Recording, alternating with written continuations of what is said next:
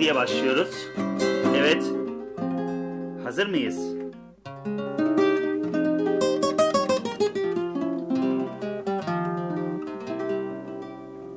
Evet Yaşar Tayfun Baykan. Bir Fevzi Taykan Baykan, Yaşar Tayfun Baykan bestesi. Doğrular ve yanlışlar. Hazır mıyız?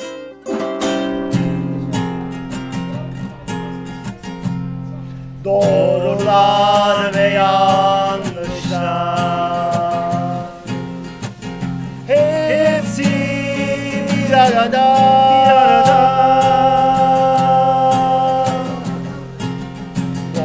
Doğrular ve yanlışlar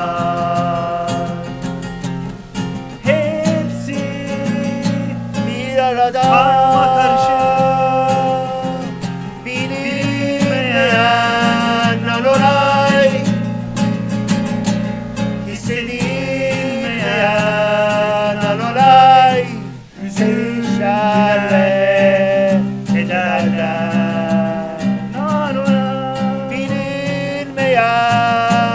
Bilinmeyen, hissedilmeyen sevinçler ve gerçekler.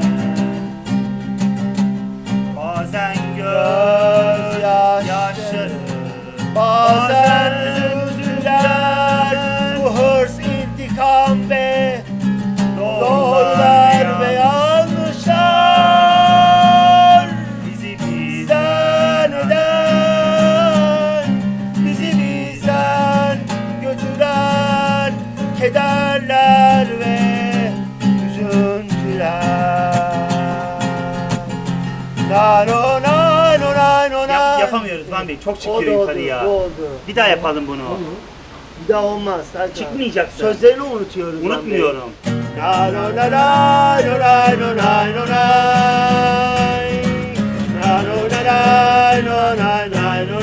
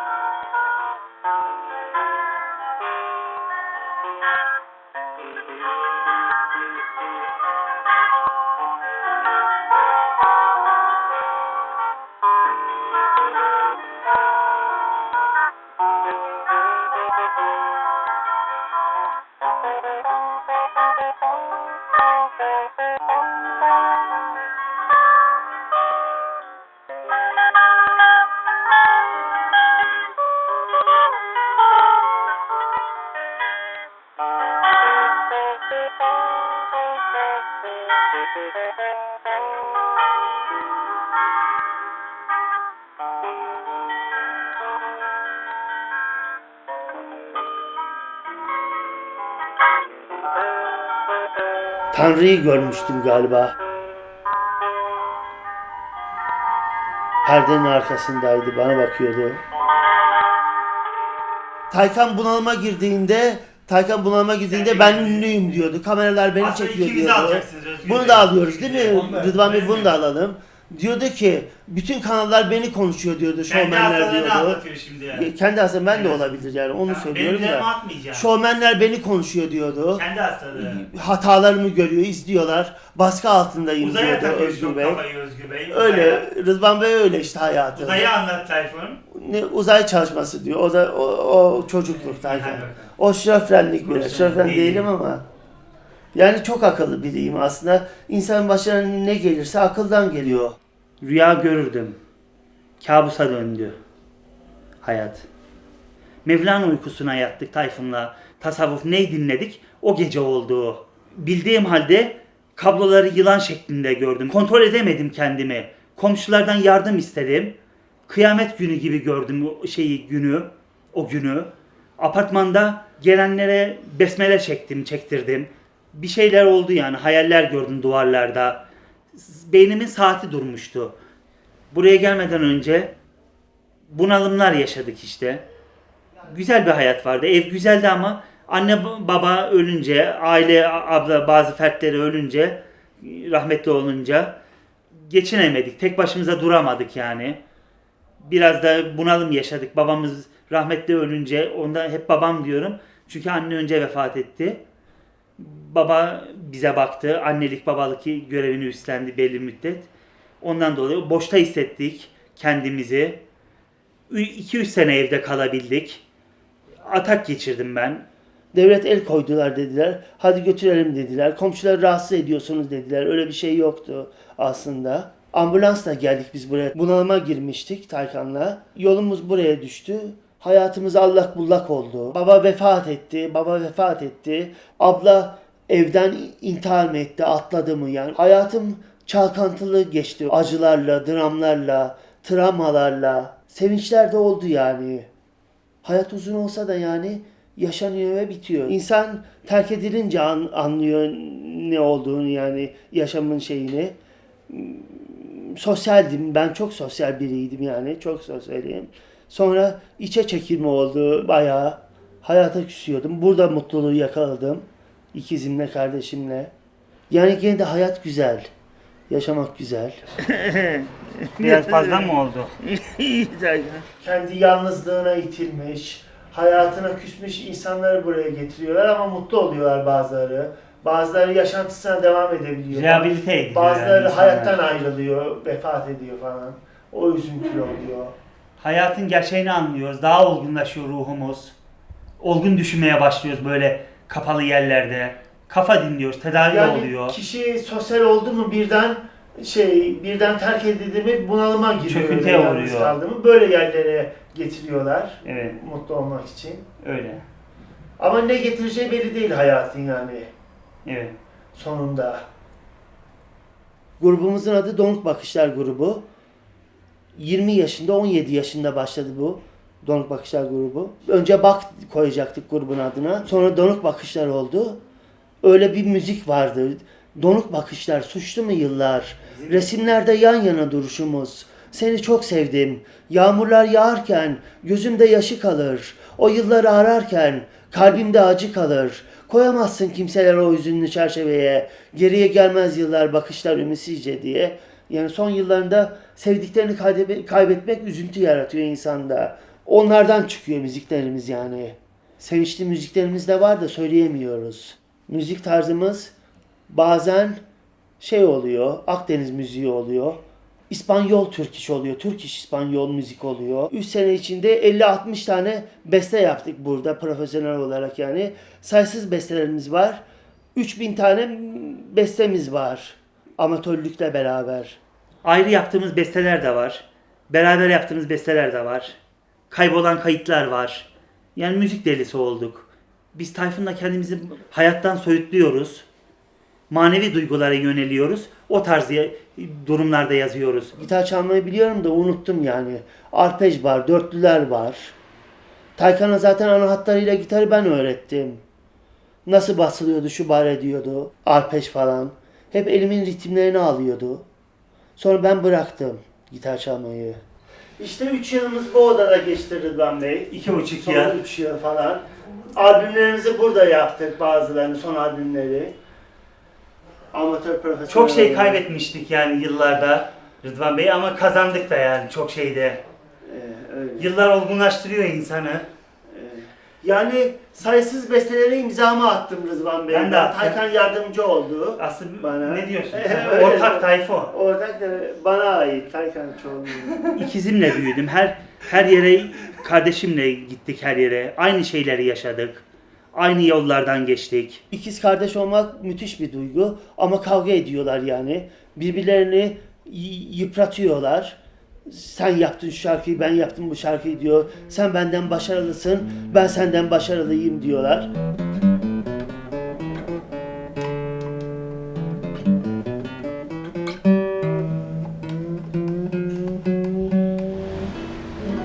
Akort güzel. Akort güzel. Bugün Kasıyor, çok kasıyor sesini. Kalında da kasıyor. Yok kasmayacağım. Başlıyoruz. Bugün dedim ya. Sakin Hadi ol lütfen. başlayalım. Başlıyoruz. O zaten grafikte gidiyor değil mi? Yani introyu alıyor. Şekilleri var. Kalp şeyi gibi. Sakin ol tabii. İlk defa mı kayıt yapıyorsun? Ses geliyor oradan ama. Ama alıyor mu bunu? Başlayalım mı? Bugün Dur, Tayfun. ne yapıyorsun? Kaçırdım. Sen bozdun Taykan. Ben ne bozacağım? Çıkmayacaksın. bozdun. Tonu veremiyorsun Tayfun. Akort yok Taykan, akort yok. Ritimle gitmiyoruz bir İyi, de. başlıyoruz. Başlayalım mı? Ama başka hata yapma Yok Taykan. Tayfun. En baştan Tayfun. Ama disiplinli çal Tamam, Taykan. sen de kasıyorsun. Evet tamam, başlıyoruz. Tonu kasıyor. Evet, Olmadı bir daha. başlıyoruz Taykan. Aşağı tonlardan sonra. Biliyorum, ben biliyorum. Bana mı öğretiyorsun Taykan? Çıkmayacaksın. Bugün de Evet. çok soğuk. Uzaktın bana Tayfun. Batırırız Devam Taykan. ediyoruz. İyi hissetmek için Tayfun'la tartışırız. Birbirimizi rahatlatırız konuşmalarla, kavgalarla ama bu tatlı şaka şeklinde geçer. İkiz kardeşler çok dövüşürler ama birbirlerini çok severler yani benim Tayfun'u tanıdığım kadarıyla hayatta. Çok paylaşırlar. Yani Allah göstermesin ayrılık geldiğinde yaşanmaz gibi düşünüyorum. Ama yani ölümde her şey Allah'ın takdiri. Öyle intihar düşünülmez. Fakat çok büyük bir boşluğa düşer insan. Bir insan gibi tek vücutta duygular bazen. Aynı şarkılardan hoşlanıyoruz. Aynı şeylere üzülüyoruz. Aynı rüyaları görüyoruz. Aynı şeyleri telepati yapıyoruz. Uyandırıyor, ben onu uyandırıyorum geceleyin. Yardım ediyor korkunca, niye korktun diyor, öyle şeyler oluyor. Öyle. Yaşanan o güzel günler kayboluverir bir gün, bir hayal olur. Yaşanan kalplerde yaşatılan en masum duygular ve anılar bize kalan. Yaşanan Gerçekleri sende görmek, abartmadan saf duygular içinde bir çocuk gibi, bir çocuk gibi, bir çocuk gibi yaşanan sana olan uykusuz gecelerin yaşanan ve yaşamak sonsuz gibi tükenmeden ümitlerle sana olan sevgin gibi bir çiçek gibi, bir çiçek gibi, bir çiçek gibi. Şu Tayfun bu ben. Yun Yang. Yani iyiliğin iyilikte, kötülüğün kötülükte olduğu denge. Yun Yang. Televizyon bizi etkilediği için odaya televizyon koydurmadık. Haberlerden izole oluyoruz. Toplumdan, sosyallikten. Yani normal insanlar buna dayanamaz burada. İzolasyona, manevi izolasyona. Biz Tayfun'la süper bir şeyiz burada. Kendi kendimizi konuşturarak, sohbetler ederek gerekli konularda dolu dolu geçirmeyi çalışıyoruz. Müzik de bizi destekliyor, bırakmıyoruz. Yani birbirimize terapi uyguluyoruz konuşarak. Donuk bakışlar, sıcak anılar. Donuk bakışlar bir olay karşısında sürpriz bakışlar anlamına geliyor. Yani beklenmedik bakışlar diyoruz öyle. Negatif bakışlar diyoruz. Zamana yenik düşen, eriyen, kaybolan öyle hatıralarla birlikte sürüklenen, yaşlanan bakışlar. Sanatçıların hayatı çalkantılı geçiyor. Önce çok çevresi oluyor. Sonra bırakıyorlar, terk ediyorlar. Boşta kalıyor duygular falan. Öyle. O tarz şey de var bizde. Boşluk var. Evet. Bilim kurguya şeyi var, meyili var Tayfun'un. Gitmek isterdim diyor Mars'a diyor. Uzaya çıkmış mıyımdır diyor. Öyle bir şey Kim diyor küçükken Tayfun? diyor Taykan. Hayal de olsa Kendisi, yani şey kendisi. de olsa Çünkü film izledim. Mir istasyonu vardı. Tayfun Mir istasyonuna çıkıyorlar ya Ruslar. Ay'a çıktım diyor. Uzaylı eli diyor sahiline. Değil, öyle Biraz değil. şey var. Doğuştan Değil. kasılma şeyi var Tayfun Tayfun'un. diyor ki DNA'm değişik diyor. İnsan özelliği yok bende diyor. Yani aramızda kalsın. Ben uzaylıyım diyor Tayfun mesela. Şaka da olsa yani bunlar. Kendi Konuşmalar. diyor şu anda. Işık zamanı var mı? Işık yılı zamanları falan, geçitler, boyutlar var mıdır dünyada? İleriyi aktarabilen. Başka boyutlar isterdim. Gezegenlere gitmek isterdim. Ben 17 yaşında kalmak isterdim. Üniversite yıllarına Ben ilk de başladığım 19. yıllarda. O yıllarda.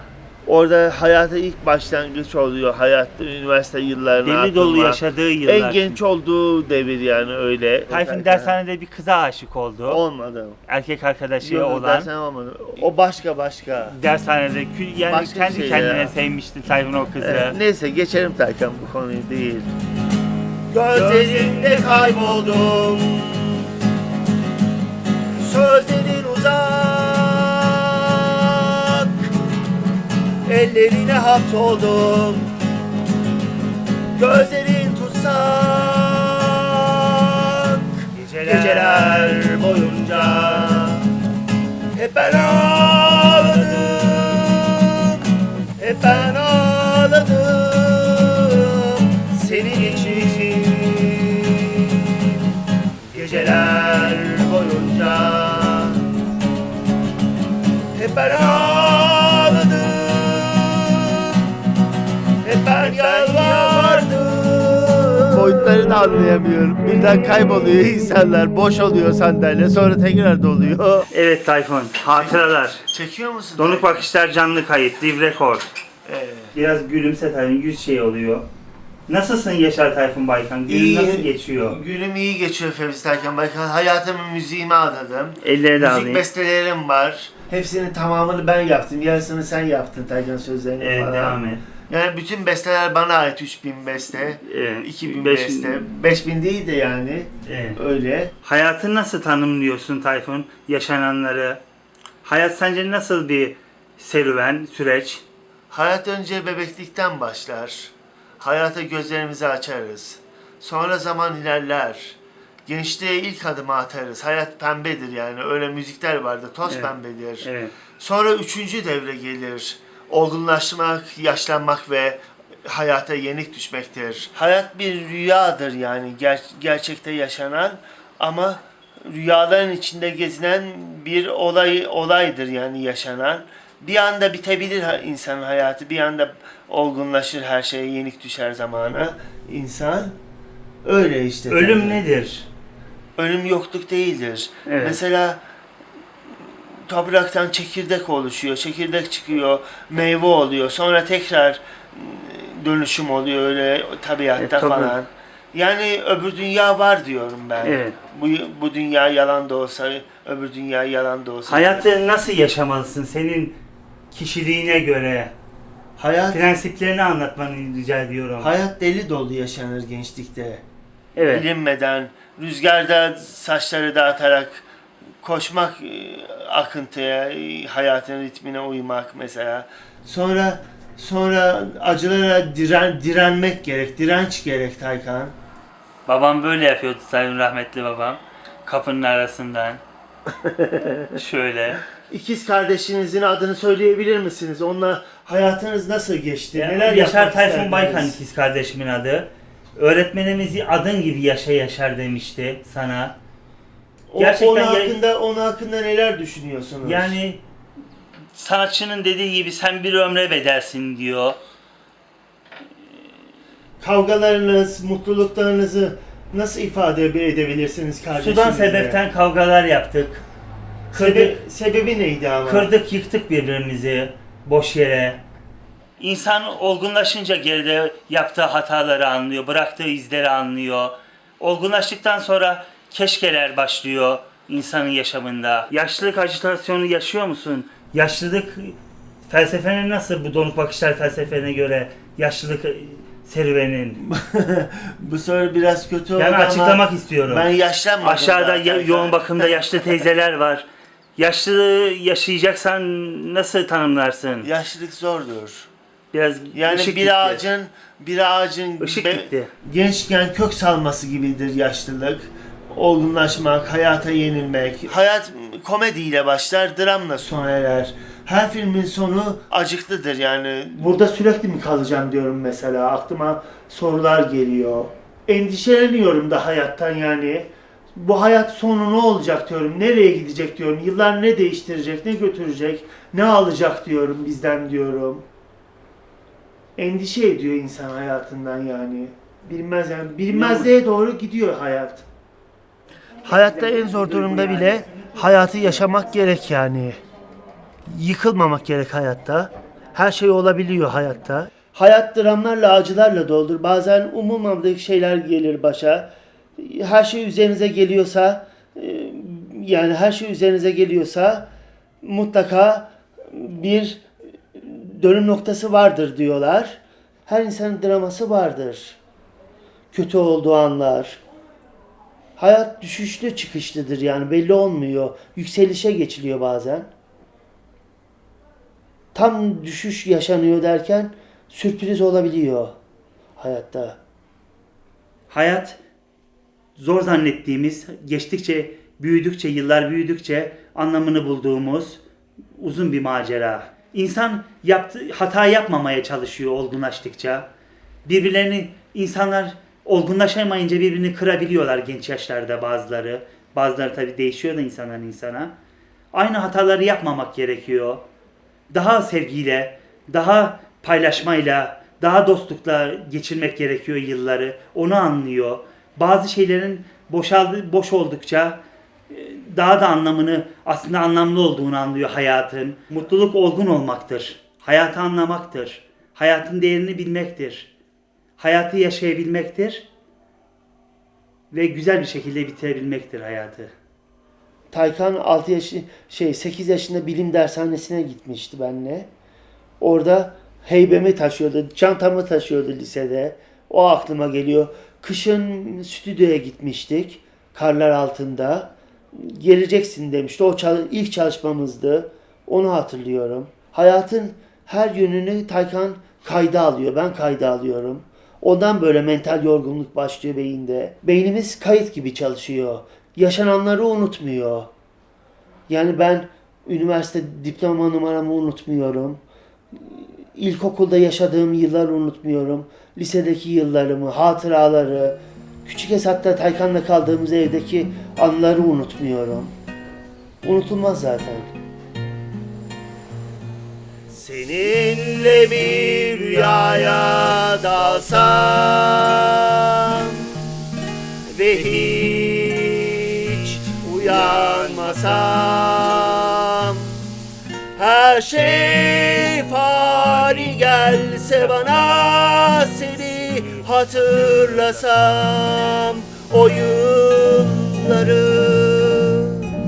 Şimdi nerede bana vaat ettiğin o güzel günler? Nanonay, geride bir hayal gibi. Nanonay, bıraktın elimde çiçekler, solgun bekler seni. Şimdi nerede sözlerin? Şimdi nerede gözlerin? Bıraktın o yerde açıyor çiçeklerin. Şimdi gözlerim yaşlı, şimdi kalbim telaşlı. Seni bekledim o yerde, soluyor çiçeklerim. Nanay nonay nonay nanay, nanay nonay nonay no, nanay, nanay nonay nonay no, nanay nonay nonay no, nanay nonay nonay no.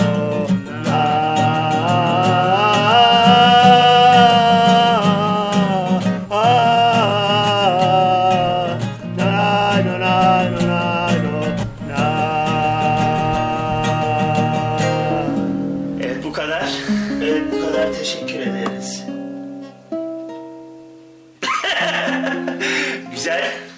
Güzel. Teşekkürler. Teşekkürler.